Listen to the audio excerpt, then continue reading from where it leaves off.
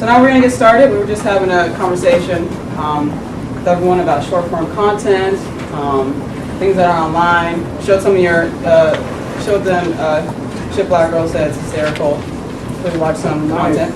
All right, so we're going to get started. All right, so I'll get started. So what I'm going to do is I'm just going to introduce Lauren and give Justin and Lena a very brief introduction and talk about myself, and then I'm going to let Lauren take it away. Oh, yeah, I wrote an intro form. I can give an intro Okay, form. perfect. Okay, so my name is Daylana Hunter, and I would like to welcome you all to the Ralph J. Bunch Center for African American Studies Library and Media Center. I'm the librarian here, and I created this series a couple of years ago so that we could do exactly this, sit around and talk about the films, what they mean from a technical perspective, what they mean from a content perspective, a cultural perspective, etc. And I thought the best way to do that was to have the filmmakers here, to have the audience here, and we can all engage in dialogue. What does it mean to have African American filmmakers behind the camera creating the images versus in front of the camera performing certain representations of Black people that were created by them. So we've had a lot of great conversations here, and I'd like to welcome you all today. So today our moderator is Lauren Hamilton, and Lauren Hamilton is the creator, writer, and star in the comedic web show Single Never Married, which was recently announced as an official selection in the largest web series festival in the world, LA Web Fest.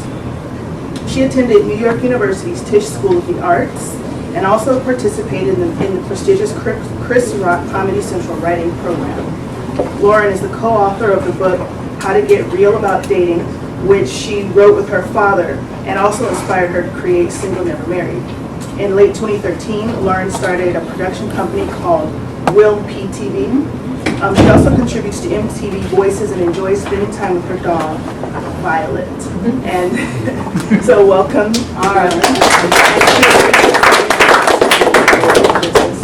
That's nice. Thank you, Delana, for the intro.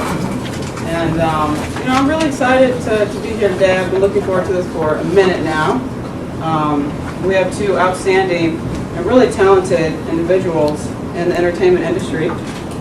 I really feel like I know a lot of their work, and I feel like they're doing things that are really, really necessary right now. And there's a movement going on where we're seeing more stories about the Black experience and in mainstream media, and they're right in the middle of that. And so I'm really excited. We're going to get some invaluable insights from our distinguished panel. And so let's go ahead and get this started. First, I'd like to introduce Lena Waithe right here. All right. Writer, producer, based out of Los Angeles. She's worked as a staff writer on the half-hour sitcom How to Rock for Nickelodeon. Lena was announced last year as one of only 10 people for the WCA Diversity Program. And the video I just showed today, Ship Black Girl Say, which is hysterical. She wrote that, viral sensation, and also penned several short films. She's the co-creator of a web series I really enjoy called Hello Cupid. And currently, Lena's promoting her latest project, an original TV show called 20s, and you'll be hearing much more about that today. Next, I have, very proud to introduce Justin Simien, right next to her. Justin's based out of LA, writer, producer, director. He spent many years in PR overseeing marketing campaigns, Focus Features, Paramount Pictures, Sony Pictures. Justin kicked off a successful Indiegogo crowdfunding campaign for his debut feature, Dear White People, a couple years ago. And the concept trailer went viral. And he was on, I don't know if you heard of it, a CNN. And it was dope, really enjoyed it. And Dear White People premiered at Sundance this year and won a Breakthrough Talent Award. You might have also heard his name landed on Variety's top 10 directors to watch. So Justin and Lena are busy doing a lot of great things, and they also collaborate on projects. And both of the projects I mentioned, 20s and Dear White People, are projects they both worked on together. So, without further ado, Lena Waithe, I'll start start with you, or how do you Should we go? like to work there as well? Yeah, well, yeah, no, you want. So, Yeah, exactly. This works, right? So, I can start with questions, or we can show some of your work, and then whatever you'd like to. So I know you have a pilot presentation, Lena. Maybe we can show, we can start with the Do White People concept trailer, if that makes sense. Gives up that link, email link. So I can't show much of the movie yet. Very soon though, hopefully we can screen here, that'd be awesome. Yeah. But this is the concept trailer that started the whole process and began our Kickstarter, our Indiegogo campaign 2 years ago before it was even a movie. There was just this piece. Forget Hollywood and forget Tyler Perry. I'm trying to like, can we get a movie with, characters in them instead of stereotypes wrapped up in Christian dogma? I want my $15 back for Red Tail too. Most people are here to see Thing 9. And it's kind of rolling, isn't it?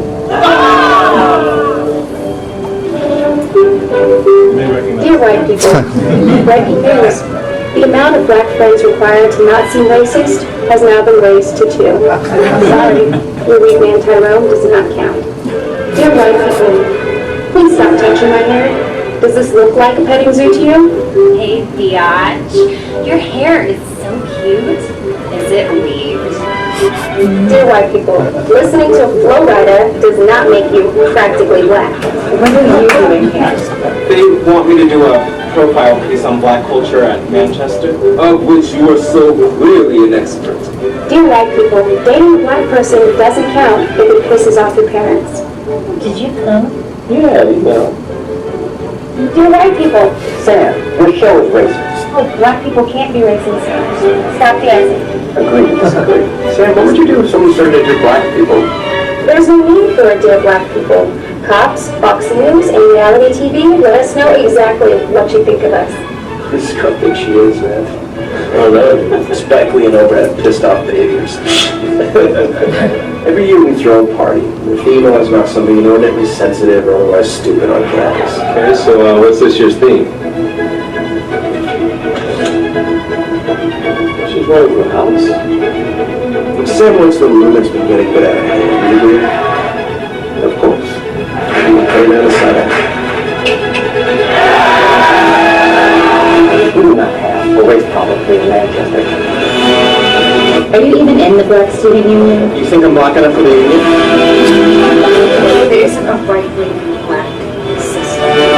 What do you want? I want what we always talked about. Wife, kids, I want all of that. I really, really do. That is our challenge. How to be bigger than black when there is no word for it, when there is no precedent in the culture.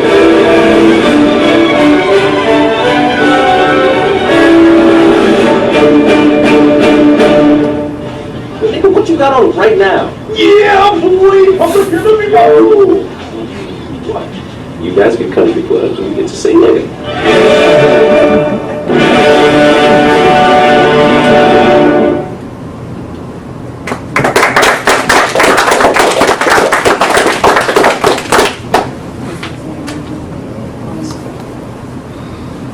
And then if you want, you maybe show just the first 2 clips of the 20s rather than the whole. So we basically took that, the idea of sort of like doing a proof of concept online to try to get interest in the actual project and put it to work on a pilot that Lena had called 20s, which is brilliant and fantastic. And we just felt like, well, let's put out sort of the vision for the world. Let's just put that out in the hands of people, see what they say, and lo and behold, Queen Latifah's company, Flavor Unit, snatched it up and is setting it up. And you feel like with that vendor. Yeah.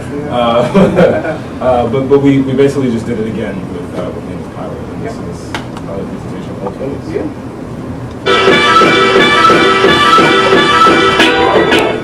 Welcome to another episode of Hattie's Humble Opinions.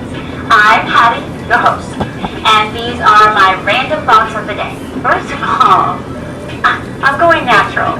I'm in the transitional phase, so don't Gabby Douglas me in the comment section. I am obsessed with Taylor Swift's new song, and it's seriously jeopardizing my gangster status. Actually, the fact that I just said gangster is probably not helping my case either. I'm gonna need all of you to get on Oprah's Life class. The show gives me so much life. Dear Facebook robots, please. Feel free to invade my privacy all you want. All I do is talk shit on a regular basis and try to prevent bad black movies from happening to good black people. Yours truly, Hattie. Oh, and I'm sorry, but when it comes to The Wizard of Oz and The Wiz, I prefer the white Wiz. I'm sorry.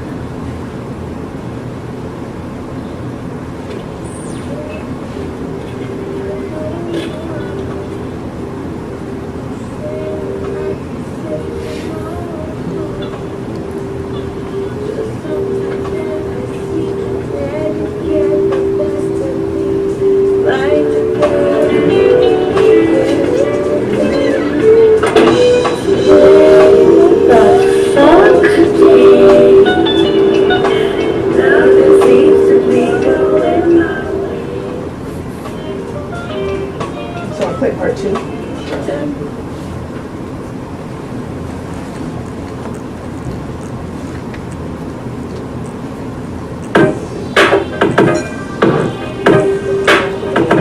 Why is everybody acting like I never had a real job before?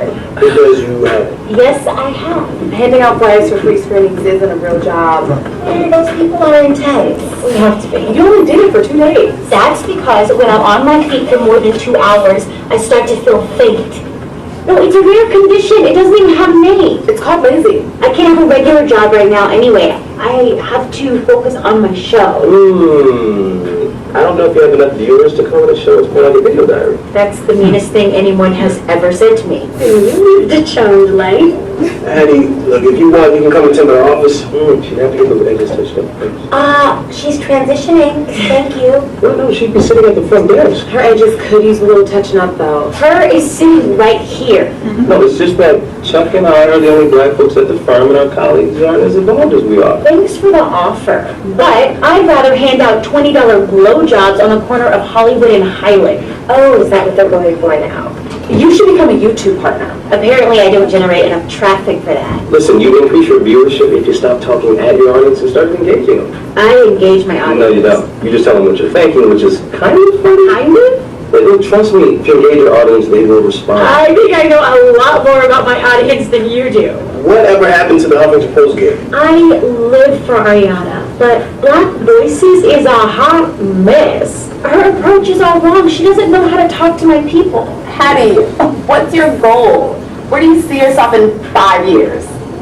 I want to be Sherry Shepherd's replacement on The View. Ooh, what are you going to Sherry Shepherd? She seems like a nice lady. Okay, I think we can all agree that Star Jones is Satan's love child. Definitely. But at least she was intelligent and an expert in her field. This is true. Don't you think it's a little weird that Babs replaced her with a woman who can't pronounce the word specificity and voted for the first time in 2008?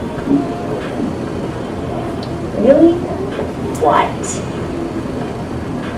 How did you just like my Facebook post? Oh, so she can't return your call, your email, or your text messages, but she can like your Facebook update. I hate that shit. What does it mean? She's teasing me. What do I do? Just like one of her updates. Just text her. Ignore her. Is it just me or is it freezing in here? It's not just you. The window in my bedroom is stuck. I'll try and close it again. Oh, you can do it by yourself. I'll help you. Oh, I got it. Then, earmuffs. Better yet. We're all synced up, right? Let's just wrapping up. As usual, I'm the odd man out. Mia, can you lend me a pad? Sorry, I'm in the panty liner phase. Why am I always the outcast? What the fuck am I supposed to do with that?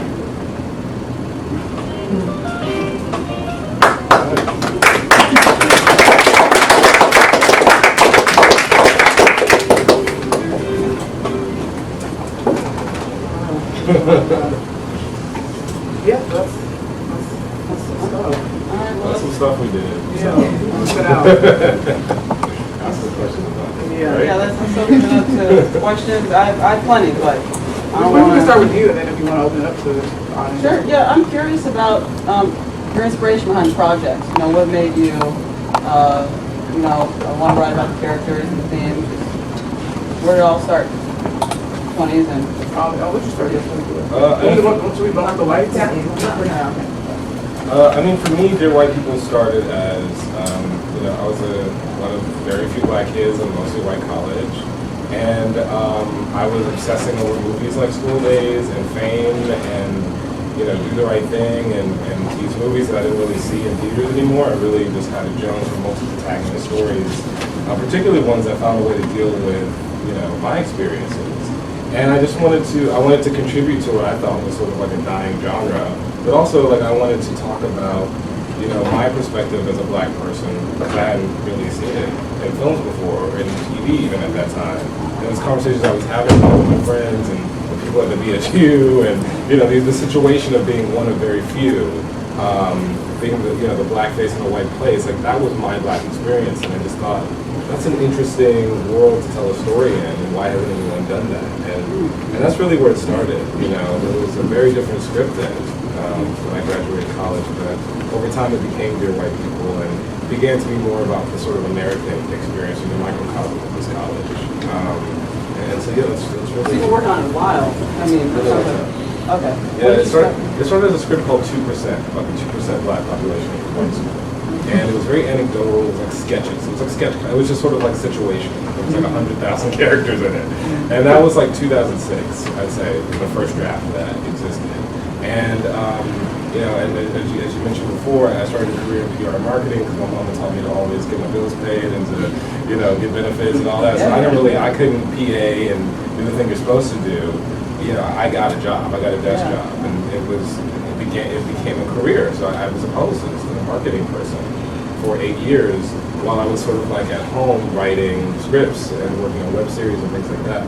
And there was just a certain point where I just felt like I needed to just get it done, like not have to be a script I'm working on, but be a script that I'm ready to go out with. And Lena was a big part, sort of like kicking my ass and telling me I had to do it, this year. And I just sort of locked myself in a room. I started the Dear White People Twitter account so I could sort of test out the voice of Samantha White, who has a radio show called Dear White People, and see how people would react to her.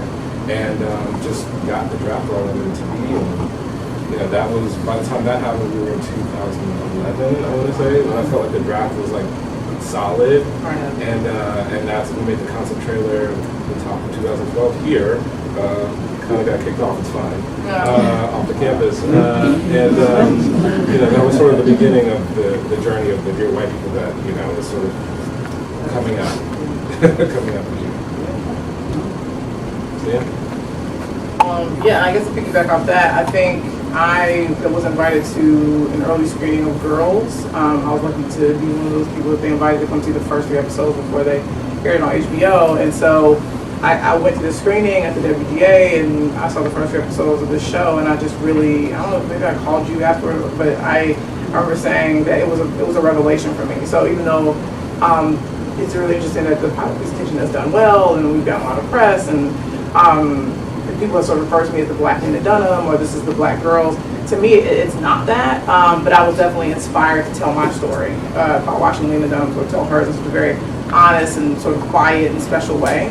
And I just really, I was inspired by it. And I thought, well, if she can do that, because that's what we're doing now, if we're telling that kind of truth, then I want to tell mine. So it wasn't a thing of, oh, let me tell the black version of this. It was, let me tell the black hipster version of my life. Let me sort of put my truth on the page. And so, so I was telling a story about 3 black girls who live in Los Angeles who aren't only influenced by black culture, and one of them happens to be, a lesbian. The cool thing about her is she's a lesbian that's not attracted to other lesbians, and she's dating straight women. So that was sort of her, crux, and I thought it was sort of something, and I think executives thought that was interesting. And the cool thing was her 2 best friends were these straight black girls, and it was just a unique way into the world, and I thought it was something that was very now, and I wasn't, the thing is, I see black women on TV. It's not that thing of I wasn't seeing myself on TV. No, I see black women on TV all the time. But I don't necessarily fall into the Nene Leakes category. I don't fall into the Kerry Washington category. I'm somewhere in the middle, and I think that's sort of what was missing, sort of that middle ground of black girl that doesn't only listen to hip hop and doesn't only watch Love and Hip Hop. You know, it's like she watches Downton Abbey, or she has a record player, or she loves Judy Garland song. So it's like who's speaking for that girl? And I think that's sort of the new black. You know, it's like we're not only surrounded by black people, and we don't only have black thoughts, but we're sort of a mixture of those things. So so we put the product presentation out because BET really liked it. They warmed to it very early. They came to a table read for it, and they really dug it. But they said, we have something similar to this. And then I said, well, that's not true. Whatever you have, it's not similar to this. There's no way. So I asked for everybody to give us a couple of grand to shoot something, and we did, and we put it out. And people responded. It was interesting because white publications responded. Jezebel wrote a piece about it. Refinery 29 did a piece on it. Huffington Post wrote an article about it. So then BET came calling again, and they're like, okay, we love the product presentation. We don't have anything like this. And luckily, we literally just closed a deal with them yesterday. They'll be doing the pilot. We'll be shooting one this for the year's out, which hopefully Justin will direct. So it was really sort of exciting. Yeah, it's very exciting. I just had those conversations with Lloyd yesterday. So we're happy, we're happy about that. And we're happy to be in business with BET. BET had a huge presence at Sundance, and I've spoken to a bunch of different panels, and they definitely looped us in to the family. And we're excited to be over there, and I think they're trying to turn a new leaf, and I think they should be doing that. It's sort of like they do have their sort of calling to Dunham, so it's like, why not sort of bring me in and let's sort of do these conversations rather than the Issa's over at HBO. They kind of missed out on Issa, but hopefully, they make sure not to miss this train. So we're happy to be in business with them, and I think it's going to be an exciting time. And I think no matter what, it's an interesting, it's a headline, because for the fact that BET to have a lead show with a black girl and be a part of the LGBT community is something that I think has never happened. So I'm happy to be a part of that movement, and I'm really excited that Justin will be in the cockpit with me. So if we go down, we'll go down together. But we'll go down swinging. And it's sort of that thing. I think as you hear our stories, there's no easy route. It's all about a will to make things happen. I mean, we're exhausted 100% of the day because it's a constant fight and battle and constantly trying to prove ourselves. Like, because we could just have scripts and somebody said no, because okay, but I think we're a different breed. It's sort of like if you say no, it's like, okay, we're gonna go shoot something, put it online, have that generate content, and then have you call me back. That's sort of where we're at. It's sort of where you have to be when you're a young black artist that tells interesting, complex stories.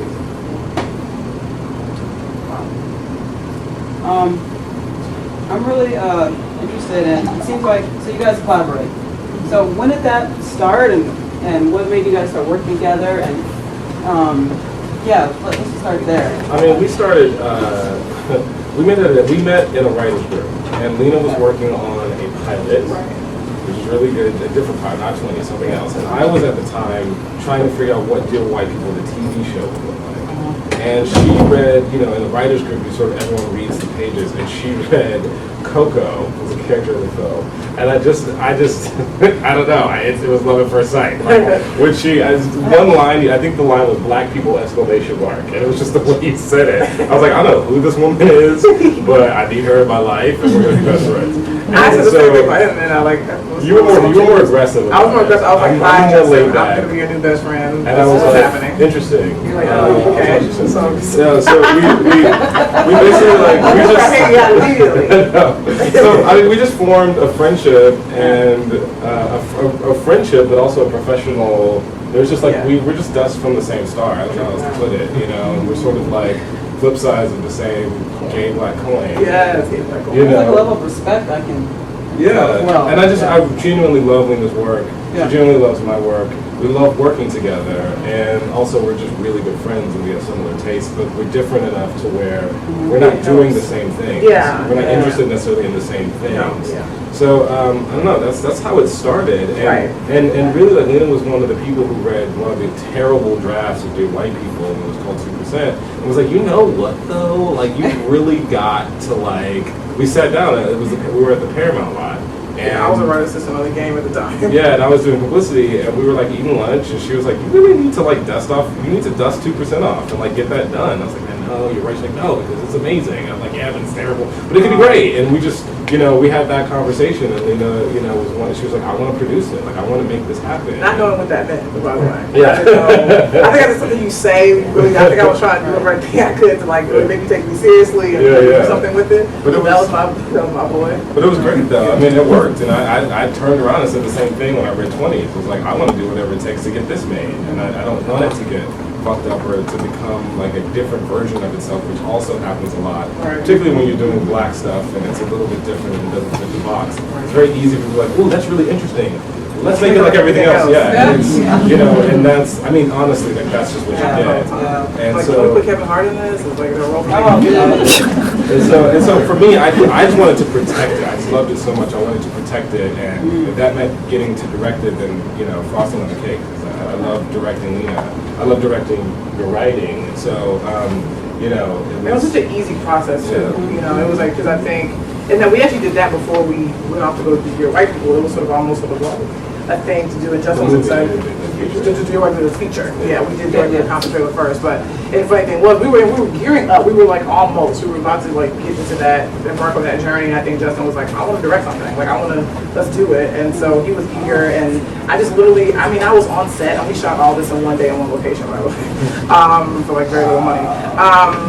But we had a great team. But the thing was, I remember like I would sort of be on set and I wasn't covering over him. I would go every now and then. I would go in and like punch up a joke or work with the actors. But there was such a trust there, you know, which is so hard to find with the director and somebody that's sort of taking your work and doing what, you know, with it what they will. And I love his aesthetic as well. He has a very unique aesthetic. And I mean, that was so exciting. What was so exciting about the whole process is that I could just literally walk away. Yeah, wow. Yeah. That's a big deal. So, yeah. We love working together. And also, too, I don't send anything out without him reading it first. Like, he's, you know, this is the checks and balances sort of that happen. And I trust him completely. We're working on, we tabled one of his scripts last night that, you know, we're going to have a writer session about when we leave here. Is that on the series? I know there's a... Yeah, we have a table read series. Right, is that gonna be part of it? We only have one up, I think, but... Well, we're based on this table read series, right? It's pretty much I table a script, you know, once a month. And this month we tabled 3 scripts. like it's really- Black History You guys should Month. check it out. I watched it. Yeah, I mean, it's like, it's we did a link, it's on my Facebook page, or, you know, but it's pretty much, we just that's shot some behind the scenes stuff. But we just have our actor friends come out and we table scripts, and then afterward we have sort of a writing session. The actors can stay behind and we sort of have a conversation about what worked for us, what didn't, and what we can do that can work. It's sort of a way to like take the creative process of writing, which happens in caves now. And it used to happen in communities. I mean, in the old studio system. Right. It used to happen in story departments and groups of people, and now it happens in little caves because everyone wants to be the only name on the script and this whole thing. So you know, the table read series is something that Lena started, but I also really just sort of like kind of like glommed onto it. He's expanded in a way. Because I just really love the idea of a sort of like community of writers and actors coming together to put work on its feet as it's in progress, and that being totally okay. Like it's not a performance, Right. It's not supposed to be done. It's just like let's see what it looks like now, and then you can really see it as opposed to notes and let's Picking get it back apart. to the cave. And it's I just, just think you get more out of a conversation as well, and being a television writer, like that's the process. We have table reads every week that we script, and then after we hear it, we go to the writer's room and we sit down and we figure out, okay, what worked, what didn't, what do we need to punch up. And so I'm sort of, you know, I'm applying that to my experience, which I think really helped me as a writer. And it's also the way I know how to work on things. You know, that's sort of how I earn my living, but that to me is such a great process. And Justin came to one of them, which happened to be a feature. So a lot of times they're pilots, but, you know, and he really took to it. And he was like, okay, but what happens tomorrow? And I was like, yeah, that's true. It's interesting. Well, we have the writers come together because he has an idea about really sort of creating a story department. That's what it works as a production company as well, which I would be a part of. And so, yeah, so we're sort of like building the empire. Building an empire. Yeah. I think it's easy for people to see your stuff and like, oh wow, they just roll out of bed and they knew how to do all that. So I just want to talk a little bit about craft. Sure. And like how you guys learned your craft and just give people an idea of your background in terms of, I guess you started out with screenwriting. Yeah, I mean, the interesting thing is though, we actually went to school for what we do. Like, I went to Columbia College in Chicago, and I studied writing and producing and television specifically. Because I knew I was that weird kid, like when I was like 7, I knew I wanted to be a television writer. Because I saw a different world and was like, oh, I want to do whatever it is that whatever that world is, I want to be a part of it. Right. So I've been like, I was that kid in high school, like writing scripts and things like that. And so when it came time to go to college, I majored in what I wanted to do. So I sort of learned how to write television when I was college, so I kind of did. So I've been clocking the 10,000 hours very early, but I'm still clocking them in. I'm still trying to be the best writer I can possibly be. I went to film school. Pretty good though. Shut up. Yeah, I went to film school. Chapman University was the name of my film school, and I got like a lot of technical training there. And it's a great film school, you know. But I will say that a lot of what I really, for me, the craft has been about just sort of like taking it on my own to study. I mean, that sounds really like kind of lame, I don't know, but like really it wasn't until I locked into what just a Dear White People story. Like I figured out what kind of movie I was making, and it's a multi-protagonist story, which in film school they really don't teach you how to make those because those aren't the kind of spec scripts that sell. So they teach you how to do single protagonists. What does that person want? They teach you one very tried and true genre. In most film schools, that makes the most sense, frankly. But you get the most for your money that way. But I had to go out and figure out what kind of movie mine was, and sit at home when my friends are like hanging out and going to brunch and stuff and watch Nashville for the umpteenth time and watch, you know, Animal House and School Days and Fame and Election and all those the titles and movies at the end of the trailer. Like I had to really I had to take it upon myself to really break that down just from a craft perspective. Like how are these stories crafted? Again, because we're not in story departments anymore. And I'm not sort of like in a world where people are talking about these things all the time. And so that was a big part of it for me. And you know, just seeing a lot of movies is a big deal. Like outside of my bubble, outside of what's in theaters and what friends are watching, making it a point to see great movies, I think is a major part of it. Yeah, and Save the Cat is a book that Justin discovered and sort of brought to the group. We sort of have a sort of a crew of writers, and it's sort of been our Bible as we sort of embark on features, and it really is. And I have an Inspiring Writers Initiative where I have young writers and they come in and I put them in groups, and some of them are writing features, some of them are writing pilots, but all my feature sort of students, they all have to buy the book Save the Cat, you know, they all have to use those beats, because really it's about that structure. Like if you have structure, then you can kind of figure out the emotional journey to do those things. And so, I mean, Justin got me all 3 books for Christmas one year, and it's just sort of like, that's what we use, that's our foundation. And it really helps us to really figure out what stories we're trying to tell. And it's one of those things that, like, I'm sorry. No. It's one of those things that I think a lot of writers, myself included, sort of turn your nose at because it's just formula and it just feels like you're making like sort of in the sausage factory. But you know, the thing that was really great about it though is it really, you know, there's a section called I think it's called industrialized. That's what it refers to the genre of multi-protagonist. And I was able to like very quickly in a bookstore recognize that Do the Right Thing, School Days, 2001: A Space Odyssey, Crash, they were all the same movie. And it was so obvious to me when I read the little blurb on it, and I was like, oh, okay, got it. So then I bought all 3 for myself and for Lena, and we just tore them apart. But this stuff has been around forever. Right. But you're not gonna it's not gonna be easily fed to you in a class or in a lecture or a panel. Like you really have to figure out what kind of thing you're trying to do and exhaustively look for ways to do it better. I think. Yeah, definitely. So what do you guys do when, so I was watching an interview with you, Justin, talking about before you made Dear White People getting funding, you guys were both in a car, and before that you were talking about how funding, it was like this close to coming through and then it fell through, so I was wondering, like, I think you used the word devastated, Justin, your feeling after that happened. So how did you pick yourself up, like during those moments? It's like, oh man, this may not happen. How do you keep going? I'm gonna give you a real crunchy woo answer because that's just my truth.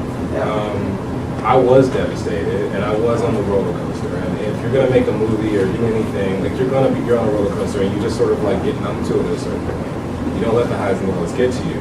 But in the beginning, this was my first film. Like every meeting, every yes or no, just like was everything to me. And so, we had a number of financing opportunities that almost came together and fell through. Since then, video was shot, frankly, and it's very interesting how it all has come full circle. But I was broke. I quit my job to make the movie. I had to have a real, what we call, come to Jesus. I had to sit down and face myself in a very spiritual context and figure out what I was dealing with here. And what I realized I was dealing with was my own self-doubt and my sort of like willingness to agree with the outside world's ups and downs and put a value on that in terms of what I was doing. And the truth is that the moments when I was able to sort of believe in what I was doing, no matter what the yes or no was, that's when we did the best. Then I started practicing Buddhism in the process of this, of making this, because I personally like needed a sort of practice, spiritual practice foundation to sort of get through the stuff. And I think everyone's got their thing, but like, I had to like do real personal, Oprah's life class kind of work on myself to like get through it, because it was really hard to be broke and to not take a job and to just fight the struggle for this movie. Like that's a hard. I'm not wired. I wasn't raised to do that. So, for me, I just had to sort of tooth the nail, call Lena up, bitch about it, and just sort of get through it somehow. And I'll just sort of be his cheerleader as always. And vice versa. I mean, I'm sure there are projects for you that you felt like, or scripts, hit a wall. I think in terms of how we handle it, I think we all get frustrated and we get angry, but I think for me, I sort of have to have this thing of like, faith and fear can't exist in the same place. That's sort of always my motto. So it's like, me worrying about it or me being fearful isn't going to change the outcome. Whatever's going to be will be. So all I can do is be great in the moment. And I think greatness sort of surpasses all the other BS that the industry is. Because even if something, that's why to me it's about whether things make a lot of money or it's, it's a big deal, or I don't know. It doesn't matter. To me, Hughes Bayou didn't make a lot of money. But what Casey Lemons had when I met her, I said that movie changed the course of my life. And for her, she was like, that's the priceless moment that no studio or check could ever give me. That you would say, a movie I made touched you in a way.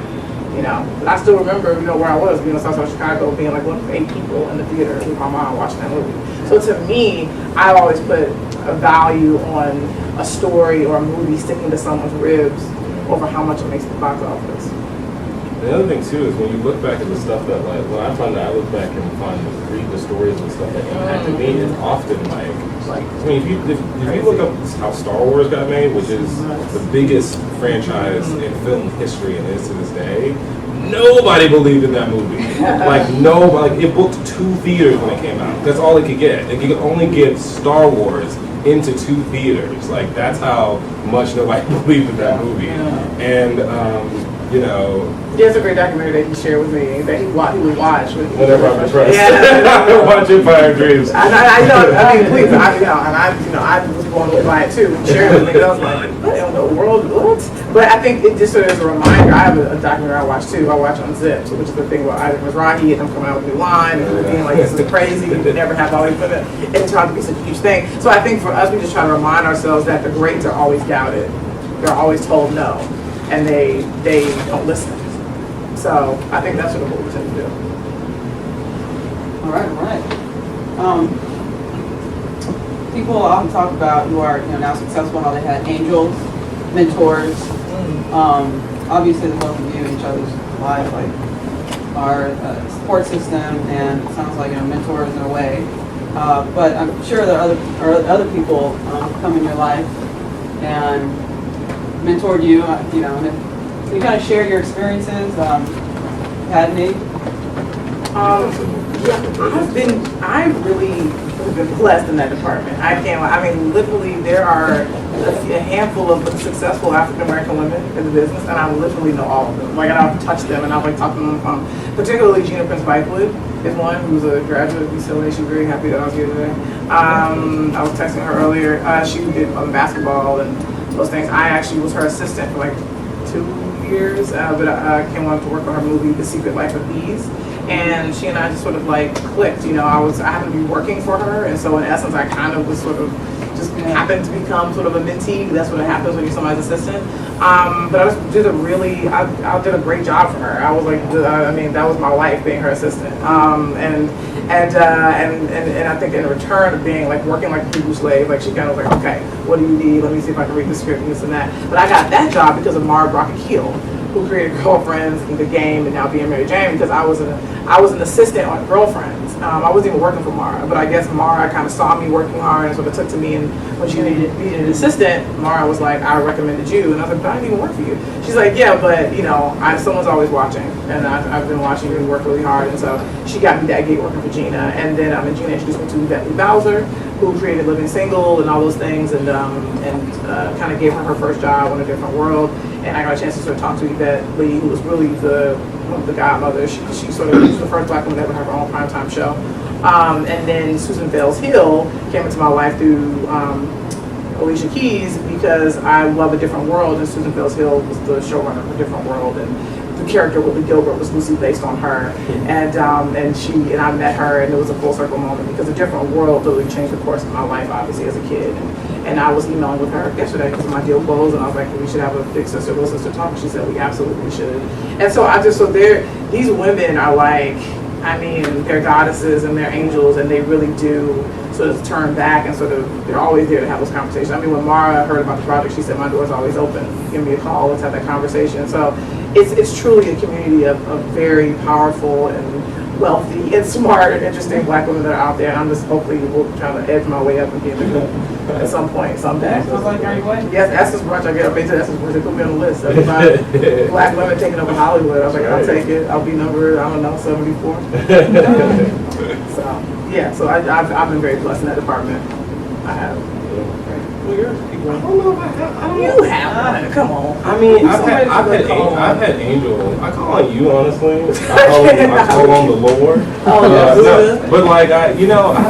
I have like I've had people who have given me breaks. Like my first job in LA, working at Focus Features. Oh, Adrienne Bowles, she's great. Amazing.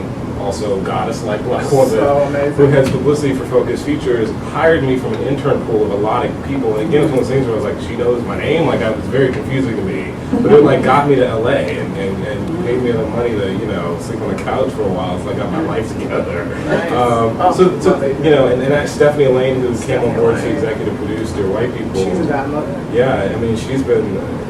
I have a lot of Black women as well, but it's true. But they, in terms of like a straightforward mentor, I have to say all the people I look up to are like dead or crazy. So I don't know what that says about me, but they tend to have been hermits, or they're like insane, or I don't know. They're all died of drug use. I don't know, but. For whatever reason, that's just been my lot in life. I love Whitney Houston and Michael Jackson. That's true. Why we go to who we are. They go. May they rest. Yes. I was going to ask you guys your favorite songs. Those artists, but we want that's a whole. You'll have a diatribe about Whitney Houston. You don't want to Michael Jackson. When you talk about Michael Jackson, I first talk about Whitney Houston, y'all really don't. We can have a class. We could go on. This is a very broad question, but I'm going to ask, this is called Images in Blackness. Do you feel like being a person of color is a challenge in your field? And if so, what are the common challenges? Yeah, it's a big challenge. Just the, and I can't even speak on it all the way yet, because we're still in process, but as I've gone through the experience of being a person of color that is trying to tell a story that is personal to me, and I look at what happens to my peers that are not of color, and I look at what happens to me, there's a difference. There just is, and it's nobody's fault. I can't like pinpoint like, oh, this person's being racist. Like, it's just the way the system is built. It's just built. I grow up and I make a movie about my neighborhood and my life and times. There's a bunch of Black people in it. That movie's no one's checking for that movie. If I, grew up in an Italian neighborhood and I do the same thing, some people are checking for that movie. And that movie is broad and global and can travel and mine can't. And that's just the truth. And having gone to Sundance and had a really buzz about movie, I'm sorry, but there's a lot that I can't even say right now that, it's definitely a challenge. And I think part of it, what Dear White People is about, and what I think I was trying to say with it, I know I was trying to say with it, is that there's never a situation where I'm not aware that I am Black. And I don't think that like, I think that it's specific to black people. I just do, or the people of color, or the people of any sort of noticeable sort of variation from the mainstream. You know, even when I'm around black people, when I'm around white people, no matter where I'm at, I'm aware that I'm a black person in this space, and that positive or negative, whoever I'm dealing with has certain preconceived thoughts about that. And they may be positive thoughts, frankly, but there's a lot of like just sort of thoughts specific to the color of my skin that I have to sort of like encounter and deal with as a person of color in a variety of situations. And sometimes that can be very crippling and very difficult. Sometimes it's just funny and anecdotally interesting. But yeah, it's definitely a challenge, particularly to be a person of color trying to tell stories about people of color. That's very difficult. It's very difficult. Yeah, I mean, I'll piggyback on that. I think that for me, the easiest comparison is between myself and Lena Dunham. You know what I mean? If you look at sort of Lena Dunham's opportunity, in terms of, and it's, I mean, even though I love watching Girls, sometimes I would admit it's a little difficult to watch it because I get to see that she has such a wonderful freedom to tell these small, tiny human stories that, you know, it's like, I mean, to have Judd Apatow on one side, you know, to have the head of HBO on the other saying, go, tell a small story. And mind you, it's an amazing TV show. It's one of our favorite TV shows. We text about it constantly. And the last episode I thought was brilliant. It's beautiful, beautiful television. And I'm a person that I don't just watch, I'm not watching the have and have-nots. I'm watching like really interesting television. Like I'm watching, you know, House of Cards, I'm watching Downton Abbey, I'm watching, you know, True Detective, I'm watching Girls. So I have a very sophisticated palette when it comes to television. And I thought the episode they produced last Sunday was probably one of the best pieces of television I've ever seen. I think it's Emmy-worthy. And so, but to watch that was sort of like, how amazing, you know, would it be? I feel like my sisters in color deserve to see themselves on television, just being and existing, and you know, and having conversations about nothing, and you know, talking to their computer and figuring out who they are, and you know, listening to interesting music, and I feel like we deserve that too. And just to expound on it, because it was funny, I was watching an episode of Girls with Dominique, and we were just like, they would never let me do this, and it's just interesting because, you know, you're always told to tell a story about what you know. Do something about what you know. And as a person of color, if you do that, the industry tells you in ways that are subtle and not so subtle, and no one's interested in hearing it. Right. Because, you know, a show like Girls is watched by people of all races because it's thought to be. We love it. It starts to represent, like, in your 20s, not white 20s, or even New York 20s. It's you know, whether or not you had that specific experience, it's clear that the show is for all kinds of audiences. But when you make a story like that with black people in it, it's only for black people. It's a different road, and we haven't evolved yet. It's still that thing of like, oh, this is for a specific audience. I mean, even the fact that, like, you know, because 20s could live anywhere. It could have lived on IFC, it could have lived on AMC, but you know, there's a thing. But it's like the fact that it's, and there's no shade. I love BET. I'm very happy that they hyped up and wanted to do it. But if they hadn't, there'd be no home for it. You know, and that's the thing. And that's because now BET has sort of this sort of anomaly now, because they're like, if you're black and you have a show, like, we're the first and only stop. You know, because TV One don't have the money. Centric is, you know, below them. So it's like BET is like, you know, we're the one-stop shop. So you either convince us or not. And so it's like, so now black, you know, artists, I mean, that's where we gotta go. You really did, and you do have to sort of plot and scheme. I mean, Shonda Rhimes like has mastered it at this point.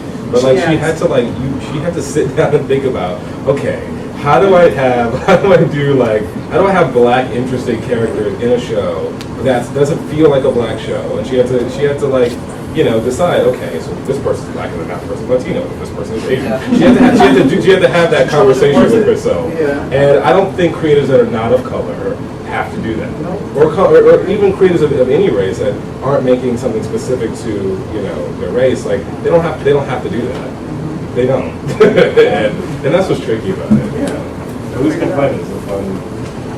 We're lucky. Yeah, We're so very lucky to happy. Yeah.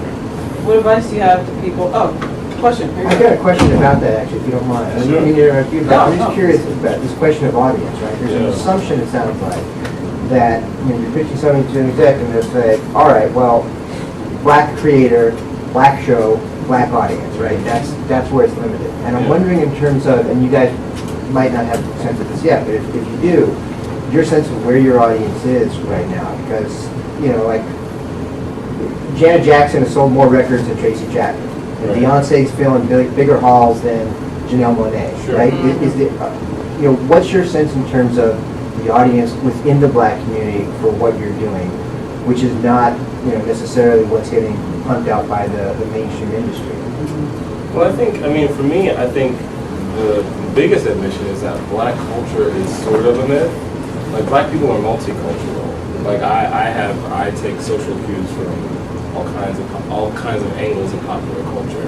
And that's the truth about a black audience, is that a black audience doesn't just show up for Ride Along. They show up for her, and they show up for all kinds of films and all kinds of television shows. And so you do have to sort of fight this assumption that they only like one sort of thing, I think the difference between a Janelle Monáe and a Beyonce is, it's a crossover. That's the word, there's a certain thing that has to happen for a black artist to cross over to a mainstream audience, which right now means white.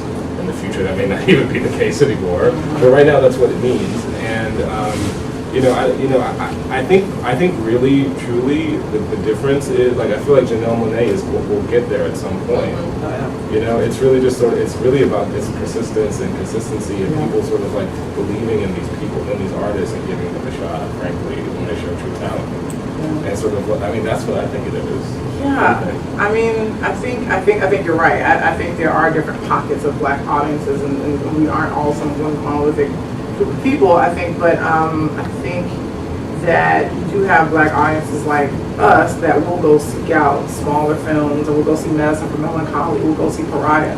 But the truth is, I think the majority of audiences, particularly artists of color, in terms of where they live and where they're based, it's like if you're not in New York or LA, you may not even be aware of certain films. So they kind of go see what they're being, what's being marketed to them, and those things tend to be Ride Along or About Last Night or things like that. And those are just more accessible to them. So I think what people like Ava DuVernay, she's also one of those angels too. We forgot to mention her. Ava DuVernay is really trying to start this movement of we need to make small, independent movies for people of color more available to audiences. And not only will they, if they get a chance to see that and feel that, they may acquire a taste for it. And so that's the thing, is I think it's about taste. But it's also a self-fulfilling prophecy. It's sort of like you have a lot of executives say, oh, well, audience is going to do this and they don't do that. That's true. Because of whatever performed last year, which is bullshit.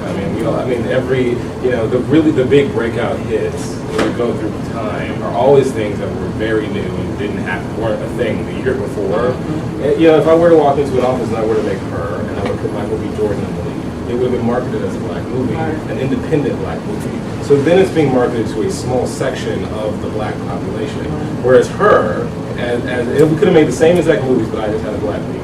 Her as it is, Joaquin Phoenix, and it's a very white, fantastic white, sort of like, Very white. Independent and aesthetic kind of movie. And it's just it's marketed to a general and global audience. So because the studio sees it as one thing, it's marketed as one thing, and people say, yeah, that's what that is. I want that. And for something like Medicine for Melancholy, which was essentially like it's a black mumblecore film, and those films did very well without black people in them. But that movie, was only marketed to this amount of the black, specifically the black audience, whatever that even means. Whereas if it was marketed like any other movie, maybe it would have done that. I don't know. Yeah, I think that's why a lot of people got angry too about Beast of the Southern Wild, because yes, there were black people in it, but it was a white director and a white writer. And it wasn't marketed as a black movie. It wasn't. Maybe that. And look at how well it did. Yeah, I think it might be because the people behind the scenes were African American. So I think that's Fox Searchlight, right? Yeah. I think Fox Searchlight sort of had different wasn't black, opinions. so they feel more comfortable sort of. The same thing happened with Django Unchained, Yeah. Clinton's not a black director, so it wasn't marketed like a black film, even though the content is explicitly black. Yeah. So it really depends on how they market it to the audience, I think. We have to wrap up soon, but I wanted to, we have time for one more, just give some advice to people who want to. Yeah, if there's a couple of more questions from the audience. Yeah, or anyone in the audience have any I just questions? asked if that 8 years of marketing experience is what kind of finishing on that. Is that, how's that helped quite a bit, I would think. I think just our sensibility. Giving energy and just ideas of He was our leader. how it works. I've talked about this a little bit. Because the great thing about Justin went to school to learn how to make a movie, and then he went to PR and he knew how to sell one. So that having that combination with our leader, really, I mean, the person leading the charge, was very helpful. I mean, we would have meetings where he said at the table and say, okay, so Lena, you're gonna do this on Facebook, we're gonna put this on the YouTube channel, this is gonna go on our Tumblr, our Instagram is gonna say this, all these things will live in all these different markets. And it was really amazing to watch. And the thing is, he had a team of producers that were like, okay, cool, I'll do this, I'll handle this part of it, we'll do this. Because he really knew how, he'd already run a campaign, so he really knew how to sell his own movie. So I can really speak to that being such a comfort and like knowing, so like I was like, okay, well, what do I have to do? And then also, he also to let me pitch ideas, things I thought were interesting, the jokes for the Twitter feed. But that was very helpful, having a director that knows that world. So I was kind of, yeah, I mean, it was tremendous. I mean, I wouldn't have known to put it online and to have, I would have never, you know, You have to like, start from scratch. yeah, I would have made it and maybe took it to a pitch meeting. Right. But because I, you know, had experience at Paramount where I knew what happened, you know, if you do something on YouTube and you get and something happens like that, you can build upon that. And I was like, well, let's put it on YouTube. gave Shadow an Actor exclusive. Yeah, gave an exclusive shout out. I put it on YouTube and said, hey, if people dig it, let me give them a call to action. That call to action was to donate money, and we raised $25 grand in 3 days. Yeah. And I didn't know that was going to happen, but I knew to make it public, give people a call to action. I wouldn't have felt that, and I wouldn't have known how to facilitate that if it wasn't my experience. And you That's never why a lot know of what's people gonna go to school and they say, well, this marketing degree, it's not going to help me in the field I really want to go to. Sure, no. But you don't know that. You really If don't. I didn't Go know- ahead and finish. if I- Get based in something, and you never know how it's going to come together down. Yeah, we didn't know what would happen, but. Nobody's checking for me. I mean, that's the truth. Like, nobody's checking for the new black filmmaker. Like, they're not. I'm sorry, they're not. And so I had to make them pay attention. Right. Them being the industry, whatever you want to call it. Pay attention, and I just, you know, YouTube is free. And we knew, when we saw the concert, we knew it was special. We did, like, when all the producers saw it, you know, before we put it up, and that was always nerve-wracking before you expose something, but we knew what we had was pretty special. We just, you know, we hoped that people would respond, and they really, really did. It was beyond our wildest expectation. We was gonna see him like in 2 days. It was ridiculous. It's crazy. Yeah. So, and we have Your White People buttons for you guys, so we brought some buttons for you all. If you want. Oh, cool. We'll pass them Some out. swag. Do it. Yeah. Festival But yeah, swag. Thank you for being Thank you here. for having us.